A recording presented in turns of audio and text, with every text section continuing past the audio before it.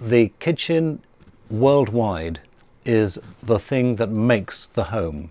And it doesn't matter whether you are living, you go into your hut and you sit next to the fire and you have the smell of the food cooking, and you could be anywhere in the world, because it's the same experience. It's the human experience to be cooking in that kitchen with people around you readying for the meal.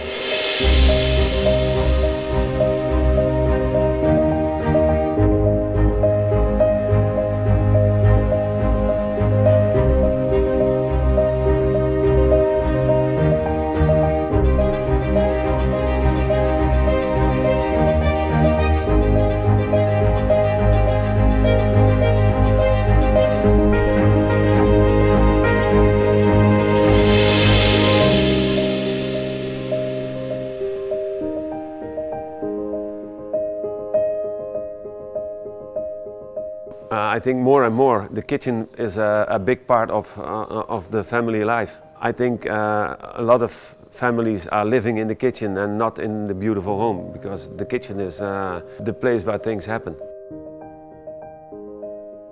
It brings together these three different aspects of our everyday life. So eating, living, and what I call dwelling.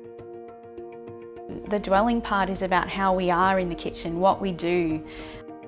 I was reading just recently that the kitchen is about everything that ends in ing, so everything that ends in ing. So it's about dancing and painting and eating and drawing and singing and working, seducing.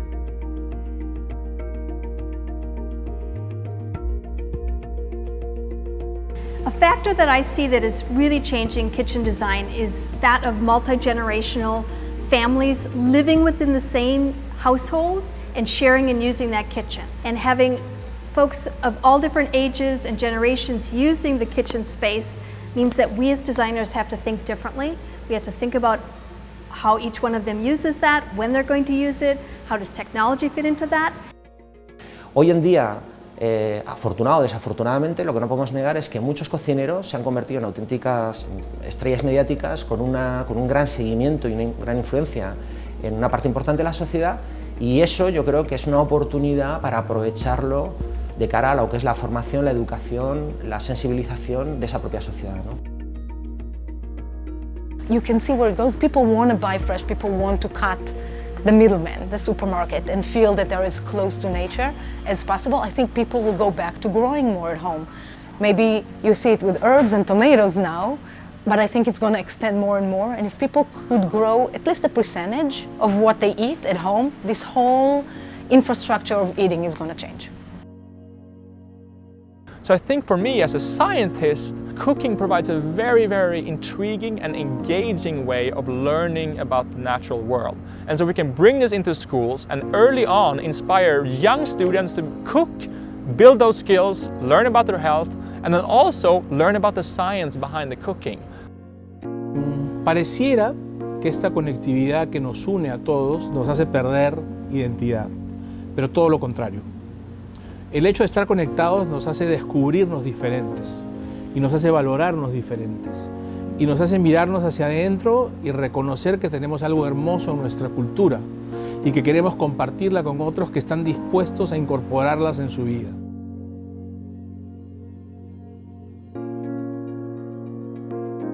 The kitchen of the future is going to evolve in parallel in different places. The biggest changes are going to be for the people who have the simplest kitchens at the moment.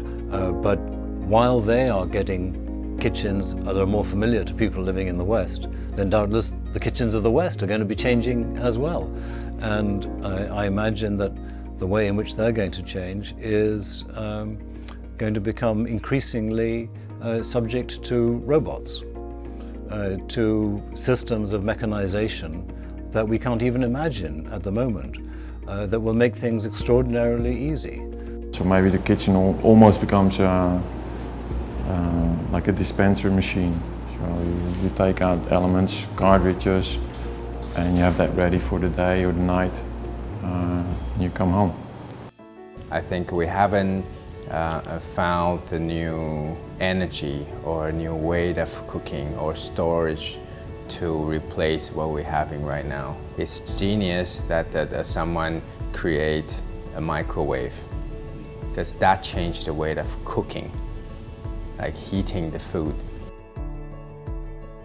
Esa cocina del futuro para mí es esa cocina que ha tenido en cuenta todos los que han participado, por tener en cuenta todo el ciclo de vida de todos los aparatos que están dentro de la cocina, ¿no? Por ejemplo, todo lo que es energía, que sean todos los componentes, todo lo que se mueve, los aparatos que van por energía, tienen que mirar eso, cuidar la ecoeficiencia energética. We have to be more responsible. In 2016, the real creativity and the real way of future is this level of responsibility. Before it was possible to use 100% of energy. I'm talking about of trees, I'm talking about of marble, I'm talking about of surfaces, I'm talking about of material.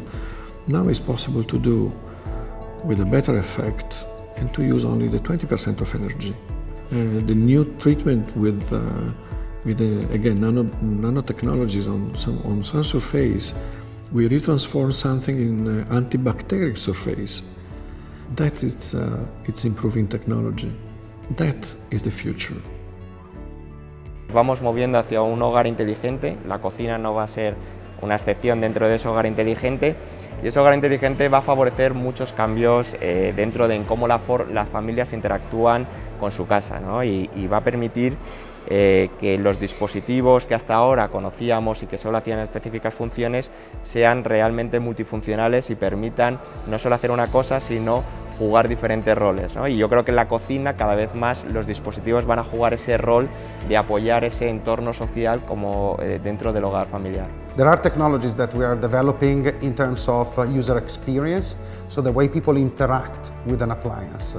So there will be a big revolution in the way we operate the appliance and how similar it is versus today operation of digital equipment for entertainment, for example, or communication like a smartphone.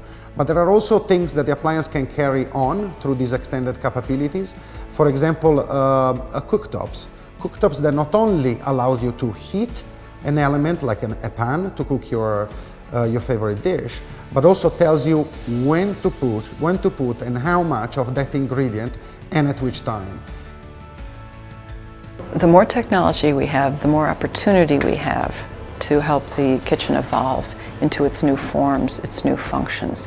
One of the first things that will have to happen is a new way of bringing water and electricity and power into our homes, and it'll be more flexible. So we won't have attached cabinets, and perhaps the sink will also move accordingly. We'll be able to start looking at everything within the kitchen, even the appliances, more as pieces of furniture instead of the built-in agenda that has been the kitchen for so many centuries now. And I think by doing this, we'll start to respond to how people actually live. So I think we're going to see the kitchen evolve and be reinterpreted as areas for food throughout our homes.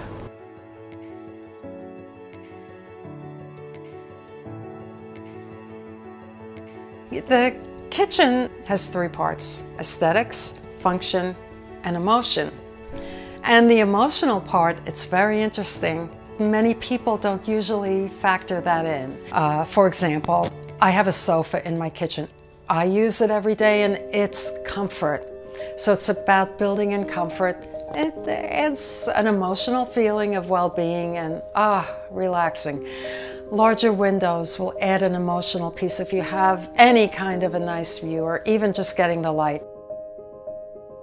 I think about flexibility and customization are two elements that it will have more and more importance in the future.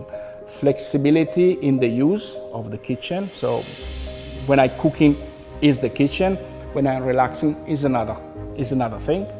But also on the mindset. So the time in the kitchen in the morning when I have breakfast is completely different from Monday morning or Sunday morning. It's still breakfast, but two different timing, two different, I'm under stress or I'm without stress.